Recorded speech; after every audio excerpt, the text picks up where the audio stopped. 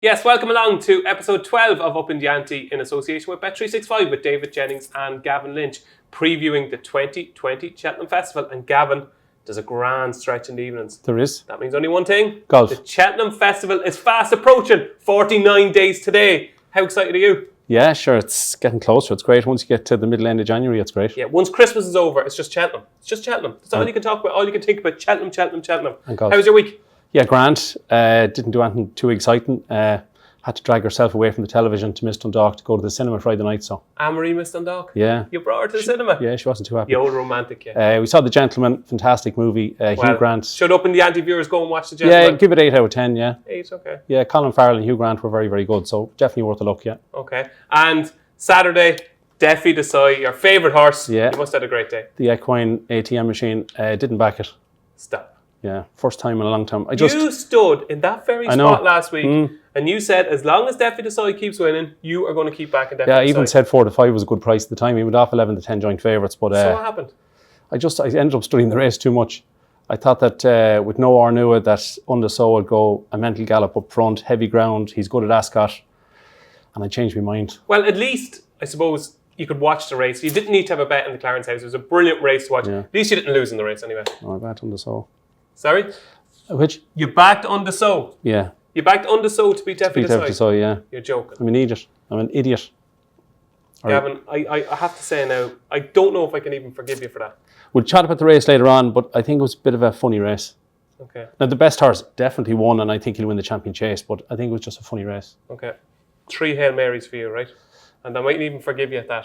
We're going to be talking about the Clarence House chase later on in the show, so stay tuned. As always, on Upping The Ante, we're going to kick off with our questions from the crowd. Yes, where you, the viewer, get to interact with myself and Gavin Lynch. So send us on any questions you have regarding the 2020 Cheltenham Festival. And the first question this week comes in from Scott Newland.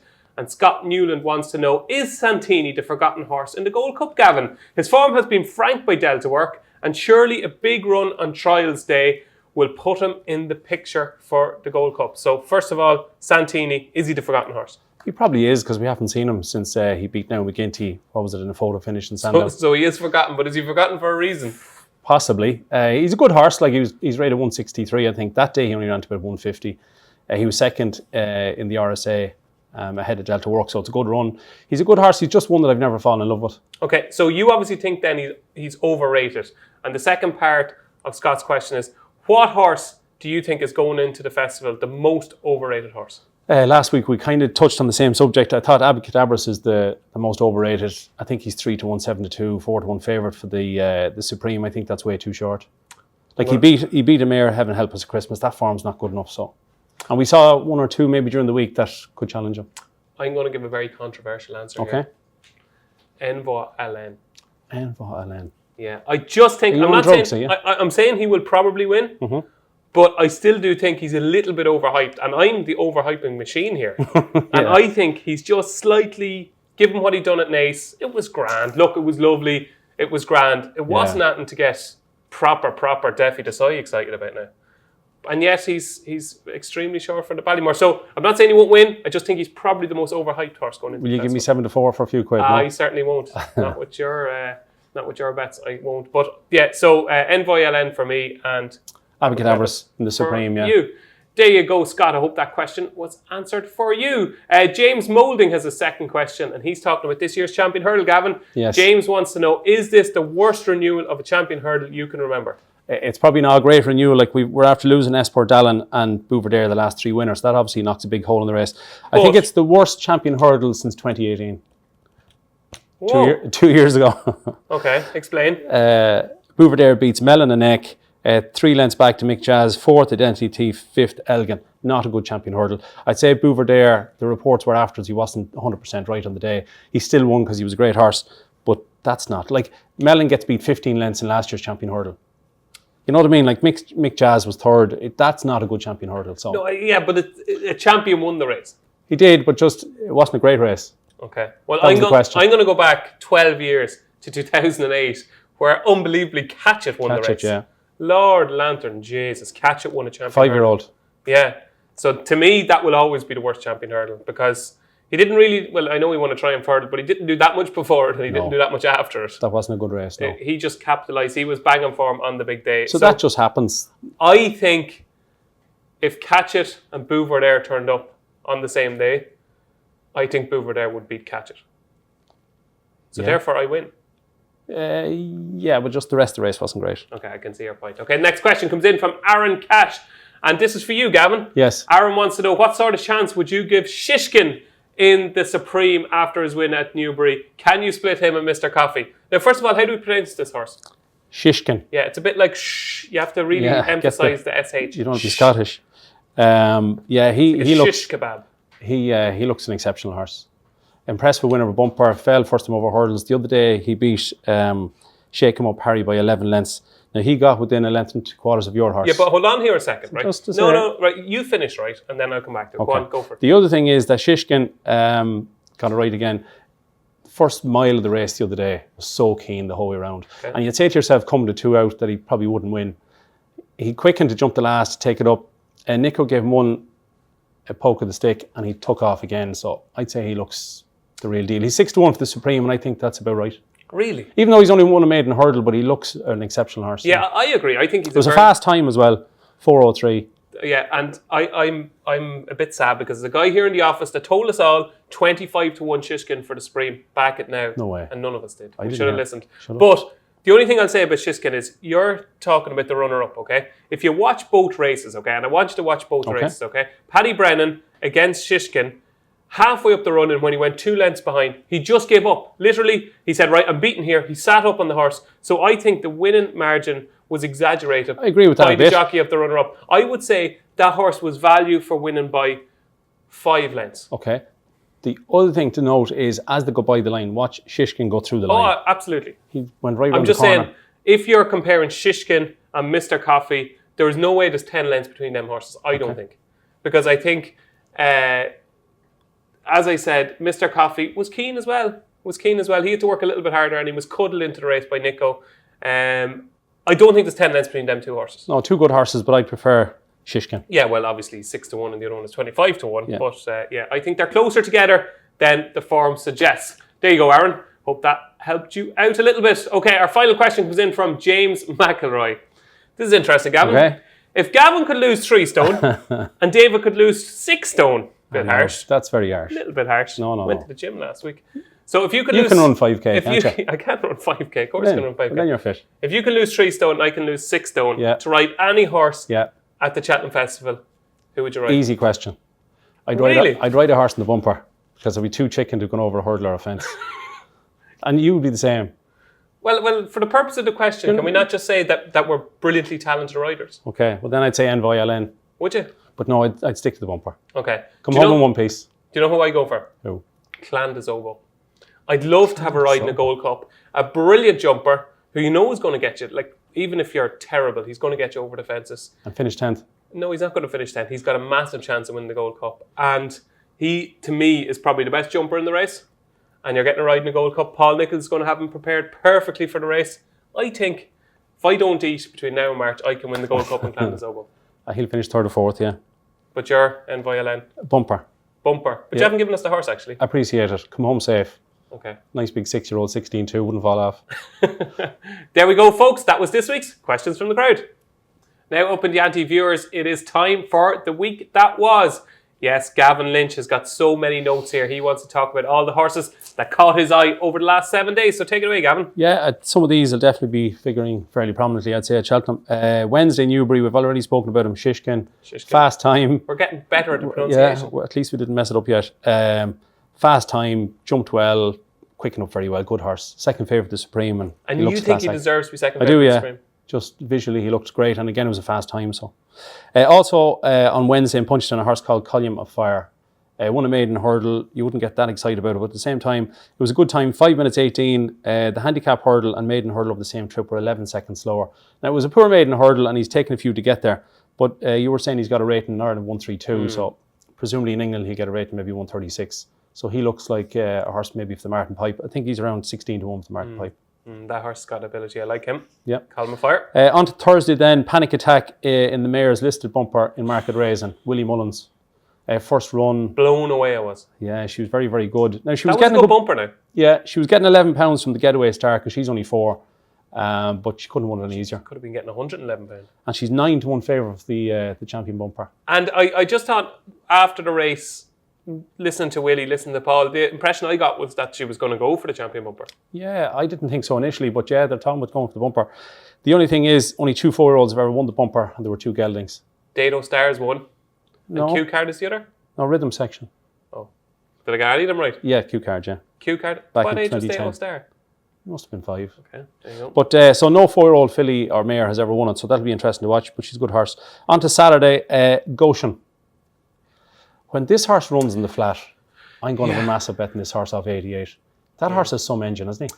Yeah, to be honest, I know it was hard to watch. Well, it's hard to watch, but I'm being converted. But you see him at the 4th. He nearly stopped and looked over it. I know he did, yeah. And then he jumps to his right, and is he? I thought leaving the back, coming out of Swinley Bottom, I was thinking to myself, there can't be that much left because they seem to have gone pretty quick. The 3rd, 4th and 5th were legless. And I said to myself, if this horse can win now, he's a very good horse. And he absolutely annihilated them. Yeah, he beat Nardano by a very easy 11 lengths. Could have been twice that, and he finished behind All Mankind, so the form ties in a little bit. But I'd love to just see him going left-handed before the Triumph. He does jump to his right. His jumping is pathetic, really. Yeah, it's not great.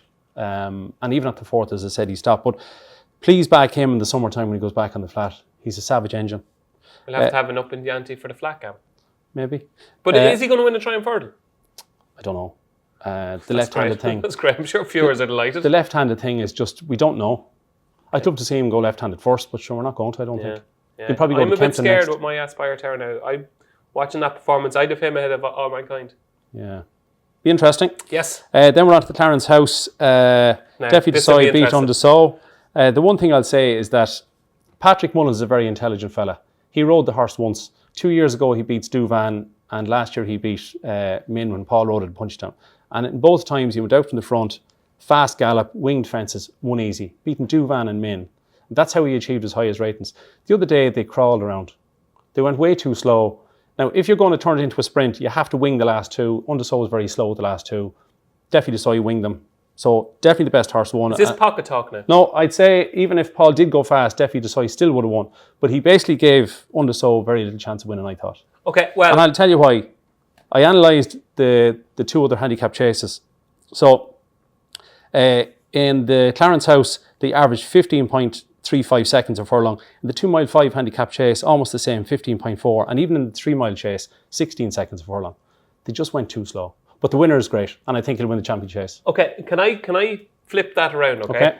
You said, and I heard you correctly, you said that Undersow earned his rating with his performance at Punchestown, correct? Yeah. Correct? Yeah. Those races at Punchestown, the champion chase Punchestown, is a 2 mile race, correct? Okay. Therefore, should Undersow, see that's Siskin. That's, Siskin is doing me. Therefore, Undersow, yeah, go on. Should he not have more speed than Defi Desai, who won a JLT, now called the Marsh Novice Chase, won the JLT, won a Triumph Hurdle? Everything suggests that Defi Desai should be a stayer, and yet here he was, completely outspeeding a horse who's earned his rating by winning a 2 mile chase at Punchestown on quicker ground than he was running against on Saturday. So surely Defi Desai something be faster than Undersow, and yet here he was hammering him through speed. Is a faster horse. When Undersow earned his class rating in Punchestown, he went flat out for 2 miles. He didn't turn it into a sprint. He took the speed out of Duvan, he took it out of Min at the 3rd last. Everything else was gone in the race. You have to remember that Undersow has won a Ryanair over 2.5. So I think Defi Desai has more gears. Okay, you think he's a faster horse than Undersow? Yeah. Okay. And as well as that, like Undersow is 12. He should have just went out and made it a fast run race. Okay, so Paul, if you're watching, he got it wrong. Yeah, well, he should have done what Patrick did. Patrick's a good judge, and that's the only time he ever rode Undersow, and that's what he did. And to finish on Defi Desai, champion chase winner? I think so, but his price a little bit too short. I think there's a slight overreaction. You have to remember on Saturday, the Maracuja. Don't give me this. Right, he's rated 143, is a 9-year-old, and he's only beaten 7.5 lengths. So it has to be an impact. Sure, that's like form. 7.5 lengths, Gavin. Sure, he was Paul Carberry on the running, sitting up, looking behind. Still. What could he have won by Defi Desai? He's a horse that ties up in front. So would you stop? Maybe only 6 or 7 lengths. You think 6 or 7 lengths? Well, I think potentially more. Therefore, even if you're adding that on, that means Maracuja basically was beaten at least a dozen lengths. Yeah. So these people talking about Maracuja finishing close to Steffi Decide, that's a load of cobblers. It's not. He's 20 odd pounds wrong with them. Yeah, but sure, he probably ran to that. No, he didn't know. Go on. Also in Haydock, on Saturday I meant, in Haydock, Sam Brown won the Grade 2 2.5 mile novice Did chase. extremely well to win. He did. He definitely needs soft ground. He definitely needs 3 mile, I'd say, to be at his best. But he's actually won 5 out of 6. The day he got beat was on good ground, so he's not a bad Traded horse. quite big and running, looked beaten, leaving the back straight. I was impressed. He's 16 to 1 for the RSA. Yeah. Would you give him a chance? Well, if it turns up soft ground on the second day, he'll go off single figures. Okay. Stolen Silver won the Grade 2 novice hurdle. Just got up a fantastic ride by Sam Twiston-Davis to beat Edward Stone. Looked to beat all ends up. But one thing to note is that he was second to Chantry House, so that does his form the world. Yeah, absolutely. But Edward Stone will probably travel in the Supreme, but might be good enough. He's a tricky ride, Edward Stone. Yeah. And talking about another horse that ran very keen was Pentland Hills. Yeah. Is now second favourite for the Champion Hurdle. I'm intrigued to know your opinion on 7 to 1 for the Champion Hurdle. The one thing I'll say to you is that, like your horse Sharjah, he jumps like a Champion Hurdle winner. He's very, very slick over them. He was again too keen, the same as he was the previous time in Cheltenham. I would definitely give him a squeak, because you have to remember last year in the Triumph, it wasn't a great Triumph, but he bombed up the hill.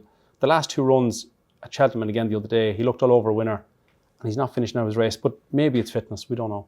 Okay, so he is probably the one horse in training at the moment that divides opinion more than any other, but you're saying he has a small chance in the Champion Hurdle? I'd give him a chance, yeah. Well, he's certainly going to travel to the bend, isn't he, and travel down to the last. What do you think? Yeah, I think he's probably a little bit shorter than he should be. I think he deserves to be 10s anyway.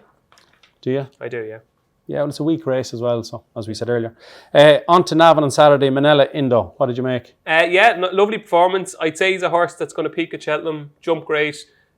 Probably worked a little bit harder than I expected, but He certainly 7.5 out of 10, I'd say. Okay, he certainly jumped very well. He's a huge horse. The one thing is that after the third last, you'd expect him to win by 10 lengths, wouldn't you? He only beats Captain CJ by a length and a half. That form's not good enough, but you'd imagine he should improve a good bit. But he's such a keen, exuberant type, like you. Yeah. I think he kept going better than I would. Yeah, I thought it was a solid performance. Yeah. I didn't expect this price to change, and it didn't. Yeah, I wouldn't be too worried if you trained some of the other ones. Including Champ. On to Sunday and Thurles, 3 horses to mention. Monkfish won the stay-in novice hurdle by 20 lengths in the end. The horse fell at the second last. We spoke with him in December. I said that he was slow. Apologies to the horse. Now, he's probably not the quickest, but he's a good horse. Yes. He's a relentless galloper. He's a 3 miler. He's going to have a chance in a Bartlett, and he's going to make a lovely chaser. I thought today he was beaten in a maiden hurdle at Fairy House. I thought he was exceptionally slow, but he's a little bit quicker than I thought. Yeah. No, he's a good horse. He's 8 to 1 now for the Bartlett. Second favourite. And then Real Steel and Footpad. Real Steel was given Footpad £5 and won easy. Footpad seems to be gone at the game. Travels well and just Is he not one of the most overrated horses in training? He is now, yeah, definitely. So, I mean, people were tipping him up for King George, like. Yeah. Bonkers. He won a poor race in Post Arkham. He did. Real Steel is now 8 to 1 for the Ryanair, and so is Footpad. Real Steel is not as good going left-handed. He went to Cheltenham twice. He was well beaten in the Bartlett, and he was also well beaten in the JLT. So I definitely wouldn't back either of them for the Ryanair. There are no min. Or a Plutard. So that was the week that was. That was the week that was. So as you know, every week myself and Gavin have an in-depth look at one of the bigger races at the Cheltenham Festival. And this week it is the turn of the Mayor's Hurdle. And Gavin, you've got some informative stats for us. Yes, thankfully it's a good race for punters. That's the first thing to note. Yep. So Willie Mullins has won 9 of the 12 and should have been 10 last year. Only for Benny falling at the last. And including the Mayor's novice, Willie has won 13 out of 16. So obviously he's a fantastic man with the Mayor's. Likes the women. 4 out of the last 5 were age 7. And 10 of the last 12 winners were in the top 3 in the betting, including 7 favourites. So obviously Quevega, represents a lot of that. But it's still a great race for us backers. 9 of the 12 winners had a rating of 150 or higher, which might surprise you. So if you get a good mare, you generally win.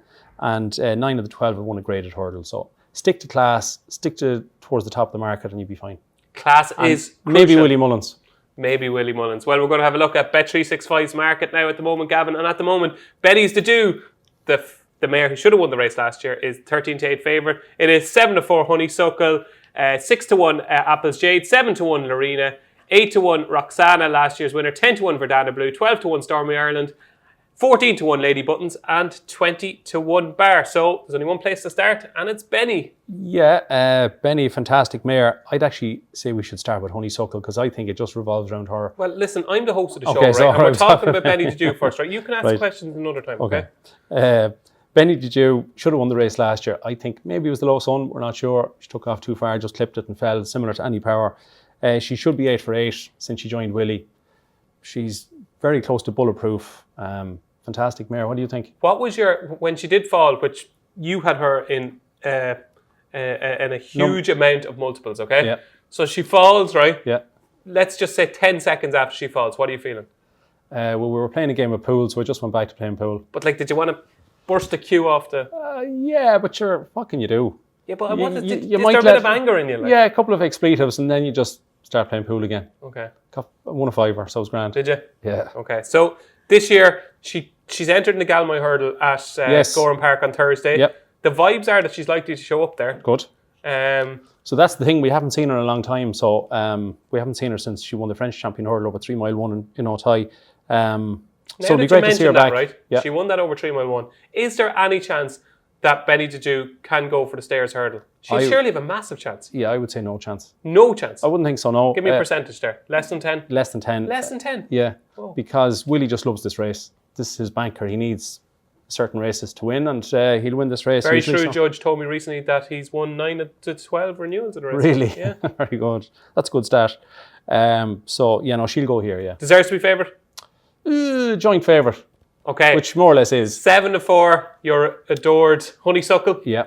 I think there's a 50-50 chance she might go for the Champion Hurdle. I tipped her up last week at 10s for that.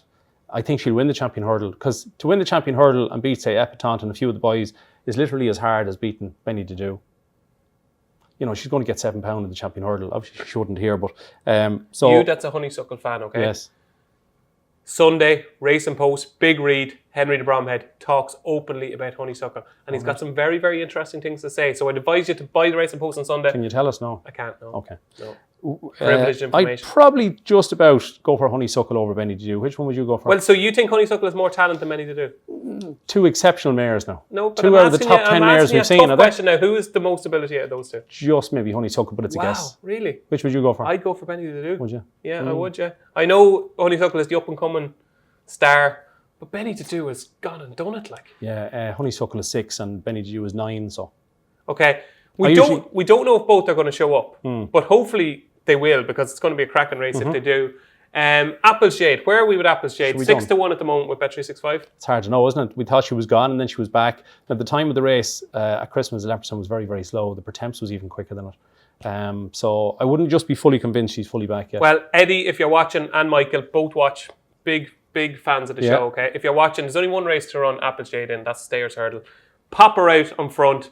Just let her grind everything into the ground. If Paisley Park comes and beats you, well and good. Stairs Hurdle is the race for Appleshade. Yeah, I'd love to see her in it. It'd be great. Yeah, I think she's got a great chance in that. But she is 5 to 1 for this. Not a good price? No. Okay. Just because it's such a good race. Lorena, 7 to 1. Is she going to show up here? No, she'd stay over fences, I'd say. Yeah, she's been disappointing so She far. has. Last year's winner, Roxana, 8 to 1. That's about right, I suppose, yeah. Any chance?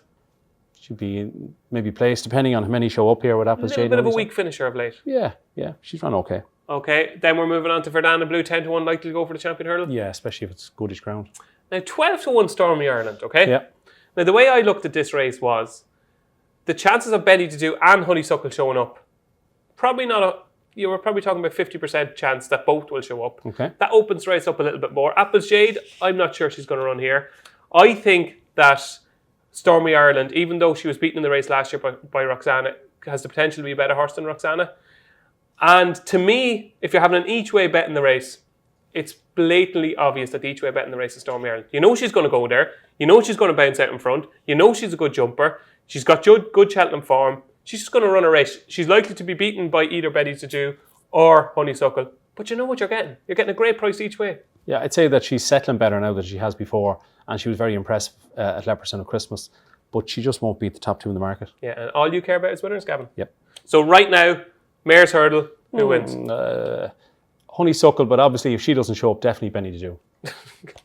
Because I think you could not be more on the fence there. Honeysuckle then. But Okay. I think she'll end up in the champion hurdle, hopefully. Okay, and I'll go for it. Benny to do. Okay, folks, now you want to know what's happening this week. And it's a brilliant week of racing. Starting off on Thursday at Gorham Park, it's the race that stops a county. Great little slogan. Gorham Park, Thursday, race that stops a county. It's the Goffs Thyestes Chase. And we've also got a brilliant renewal of the Galmai Hurdle. We're going to start off with the Thyestes, Gavin. It's a race that I love. Champagne West, when he won the race, it was one of my finest punting moments. Really? Yeah. Hopefully we can try and unearth another Champagne West this year. What do you like?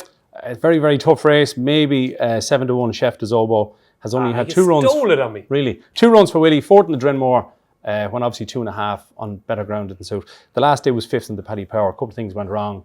Soft ground would even be better if it was heavy, but I think it's soft at the moment in Gorham Park. But Chef de Zobo. I can't believe that. That was the one I just went through the race yesterday and I said to myself, is there one horse that could potentially be grade 2, grade 1? And you go through Chef de Zobo, go back looking at his form for Nicky Henderson, a bog, 3 miles, Gorham Park. 2 brilliant runs I thought so far for Willie Stays Burns. forever. Yeah. And he's only going to get better. This is his big day, I think. Now, it's hard for him off 150. You know, he's nearly top weight or second top weight. So but it's a race that suits those type of horses. Yeah, Willie's done it before. Anything at bigger prices? No. I thought Expatriate, if he ran, he could run well. Stay. Well, I think he could. He doesn't. I think he could. No, okay. he could end up in the And Grand my old buddy, if it is heavy ground, my old buddy Manila Fair has a small saver, just a small saver Manila Fair, because he wants an absolute bog. He wants an Olympic swimming pool, really. But the closer you're going to get to it is if it rains at Gorham Park. And if he's 25-1, you always tip him up. I know I do, yeah. And I'm staying loyal. So Manila Fair, just have a small, just if the ground is really heavy, Manila Fair, small saver. But Chef de Zobo for me, Chef de Zobo for you. Galmai Hurdle, we could have Benny to do, we could have Apple Shade, we could have Presenting Percy. Oh my God. I seen there yesterday, actually, there was a good few quid for Presenting Percy in the Irish Gold Cup. So that would make you think that maybe he's not going here for the 3rd year in a row. So not sure where he's going. But yeah, should be a good race. Yeah. I'll go for Benny. Benny, yeah? Yeah. Okay, yeah. I think just about Apple Shade for me. Just about, well, yeah, I just think if she does, fitness could count for a lot here. She is flying fit. She's coming into her own. Now, I had forgotten about her. I thought she'd never win another race. But she did capitalise on a good opportunity at Christmas. I just think if she does bounce out 5 lengths clear, she just might catch Benny to do out in fitness. 3 miles. I think that Willie will run Benny because Gordon Elliott's a right few quid ahead in the trainer's title, so he just can't give him a freebie. Okay. So it's Apple Shade for me and Benny to do for you. And if Presenting Percy does run here? Oh, that's a tough one. Maybe him. Don't know. I'd say he'll go for the Irish Gold Cup. Okay, excellent. And of course, it is Trials Day at Cheltenham on Saturday and some really interesting racing, Gavin. It looks like it's going to be Bristol Demai against Santini in the Cotswolds Chase. Yeah, what do you like in that? Maybe Bristol Demai. He was 3rd in the Gold Cup, so he can handle the track. It doesn't have to be Haydock.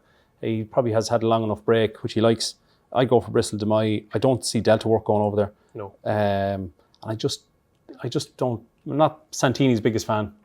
I'm not either, but I think he'll win this, Santini. Yeah, I do. Yeah, I think he's proven Cheltenham form. I think the RSA run is working out quite well. I'd forgive that run at Sandown. That was horrible ground and stuff. But yeah, just about Santini for me. Okay. Cleave Hurdle, Paisley Park. All about Paisley Park. Yeah. Was he 4 to 6? It's probably value. Are you worried that he misses intended engagement before Christmas? Not particularly. They're just minding him.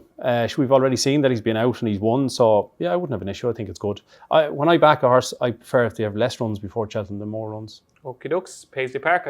Don't think we can go against him. And obviously we've got a Triumph Hurdle trial and we've got a Ballymore trial. Like anything in either of those? Yeah, maybe Cerberus if it runs. Yeah. I'm not sure if it's going to go. Just a bit limited, isn't he? Yeah, but it's just not a great race. Navajo Pass and stuff. Okay. I thought maybe Cerberus. And the Ballymore? The Ballymore, maybe Champagne. Well, 2 good runs. 2nd to Tyne Hill, 2nd to Redford Road. This is 2.5 mile. I thought that'd have a good each way chance. Yeah, I'd agree. Champagne Well is likely to. He's just solid. Solid, yeah. Solid. Runs his race. He's going to be there. If Sporting John could be a good horse, but I mean, I'd sooner go for the more reliable one. Okay, so that is, and the one horse that I wanted to mention in that race. Okay, King Roland. Okay, Harry Frey. It's a horse that I'd say there's a lot of viewers probably haven't even heard of the horse, but it was beaten in a maiden hurdle at Newbury, and then it went and won in the Fog at Exeter. I think he's exceptional. If he does show up here, now Harry has taken the softly approach. If he does show up here, I think you could see something very, very good. So King Roland, if he does show up, I'm not sure if he's going to run, but I think he's a very, very good horse. That's King Roland, and that's what's happening this week. Okay, Gavin, let's have a look at our anti-post selections for the 2020 Cheltenham Festival so far. And we'll kick off with mine this week. Okay. Nothing too damaging in the last week. No. Champagne Classic, obviously. Probably one of the captains of the team at the minute. Sharjah for the Champion Hurdle, 33-1. Happy enough with that. We've got Min for the Ryanair. Rock solid. Then we've got a few kind of chancy ones. Stand Up and Fight for the Fox Hunters. We have got Fury Road. Early Doors. I think Aspire Tower is an excellent pick at 21. So Aspire Towers. I think he's your Sergio, yeah. Is he, yeah? He's your captain, yeah. Okay. To me, it's Min. Really? Min is the one, yeah. Min is the one. I think he's the none of solid it. one. And would you believe Min is my only single figure selection? Really? Everything else is double figure price. Good man. Okay, so moving on to your list. And interesting, I like the way you're thinking. The horse that you think about every night before you go to bed has got a rating in England. Yes, it was entered with the Lanzarote. Got a rating. Its rating in Ireland is 132, and it got a rating of 140, which is very excessive, but I still think he'll win. So he's rated 140 in England. You think he's still well handicapped? Yeah, it's the How market. high could he go? I don't know. We'll see. Hopefully 150 horse. Well, you absolutely stole this price. 25-1 to win any race at the Cheltenham Festival. Yeah, I'd say you go for the Martin Pipe. Like, that's a disgraceful price. Not sure. It should never have been 25-1 in the first place. You stole a bit of value there. Handicap. Anything else of your picks so far that you're excited about? I suppose a Plutard and Envoy Allen, a few of them, yeah. Not too bad. Yeah, you've got a few in there that are just going to win. So you're happy enough. You've got your Envoy Allen in there. You know, get a good start. I think Get one on the board. I think Honeysuckle, will win the Irish Champion Hurdle, and if she does, hopefully she goes on the earlier race on the Tuesday. And Up in the Ante viewers, as you can see from our price changes here, most of these horses, Gavin told us a few weeks ago, are much shorter in the betting than they were tipped at the time. Same as yours. So it's worth staying tuned for this week's selections. Yes, Up in the Ante viewers, it is time for this week's selections. And Gavin, I'm going to start this week because I've got a 33-1 whopper. 33-1 whopper. Okay. It is in the Grand Annual. Used to be the last race of the festival. No longer the last race of the festival. But I'm thinking I'm going to end on a high here. So okay. It is Breland Das, trained by Paul Nichols, owned by James McManus, and potentially ridden by Barry Geraghty. 33-1. Okay. Let me explain. Okay. This horse was third in the race last year. Okay. Yeah. And I think there are massive similarities between Breland Das and 2018 winner Le Parisienne. Do let me elaborate, okay? So, Le Parisienne ran in the race the year before, okay? Finished 8th, was sent off favourite. Probably just a little bit too early in his education, okay? He came back the following season and finished third in the Bet Victor Gold Cup, okay? Breland Das finishes third in the Grand Annual, okay? Jumped a little bit low, Bryony Frost rode him, just a little bit keen, banged there to second last, just third, rock solid run, okay? Came back, runs in the Bet Victor, just beaten, okay? Cracking run, okay? Then he runs in the Caspian Caviar Gold Cup, makes a mistake at the third last, ends all chance. Le Parisienne ran in the Caspian Caviar Gold Cup as well, okay? So you're sensing that there's a bit of a recurrent theme here, okay? Breland Das, okay, has ran in the race before, as has Le Parisienne. If you look back at recent winners of the race, okay, Le Parisienne ran in the race the year before. Rock the World, who won the race the year before, ran in the race the year before that, okay? Next Sensation, winner of the race, was favourite for the race the year before. So the team here in the Grand Annual, you that loves your stats, okay? We did that stat last year, yeah. Yeah. Did we? Yep. Okay, well, I did this personally myself. No, you were listening, yeah, I stayed up till 1 o'clock last night doing this, okay? So don't be taken away from me, okay? No, I'm not, no. So with the Grand Annual, I think it's key that you've ran in the race before because it's like no other race in the calendar year. They go bang, bang, bang. I think Breland Das has got the speed and the natural kind of just the natural ability just to hold his position, I think. And I don't think we've quite seen the best of him yet. I think this horse has loads of ability. It's just a case of getting it out of him, okay? I still think he's well handicapped. I think he has the potential to win a Grand Annual off his current mark. He's 33-1. I think this has been the plan all year. Could be wrong. Haven't a clue. I'd say it's good. 33-1, I think, is a massive price for Breland Das in the Grand Annual. So there we go. Nice big price selection. And my second selection this week, now we've spoken about it already. And I think people are going to be a little bit surprised because I thought Betty's to Do would probably win the race. But Stormy Ireland, 12-1 for the Mayor's Hurdle, I think is about 4 or 6 points too big. I'll tell you why. I don't think the top 4 in the market, I don't think half of them will even show up. You got Betty to Do, you got Honeysuckle, you've got Apple's Jade, you've got Epatante, okay? Lorena. Those 5, how many of those 5 do you think? I'd say 2 max. Okay. Then you're looking at Stormy Ireland from an each way point of view, okay? She was second in the race last year, Ran well. Obviously would have been third if Betty Dadu stood up, okay? Her form over 2.5 miles is actually really, really solid. She was second to Lorena. She was second to Roxana. She was second to Benny's Dadu at Punchestown. I think this year she's just a slightly better mare. She's jumping better. She's travelling better. And she's staying better. And I think in a mare's hurdle, if she pops out in front, don't forget she was running really well in the Triumph Hurdle as well. If she pops out in front, gets into a good rhythm, really, really goes pedal to the metal. What's that saying? Pedal to the metal. Pedal to the metal, yeah. If that's the way she's ridden at Cheltenham, I think this year she could be harder to reel back in. You think she'll finish ahead of Roxana, for example? I do. I think she'll definitely reverse that form. Only a couple of lengths to make So up. I think 12-1, Stormy Ireland, potentially each way, because if one of the big two does show up, she's going to be very hard to beat. But I think 12-1, Stormy Ireland, each way, rock solid. There you go. Breland, that's 33-1 for the Grand Annual. Stormy Ireland, 12-1 for the Mayor's Hurdle. Happy?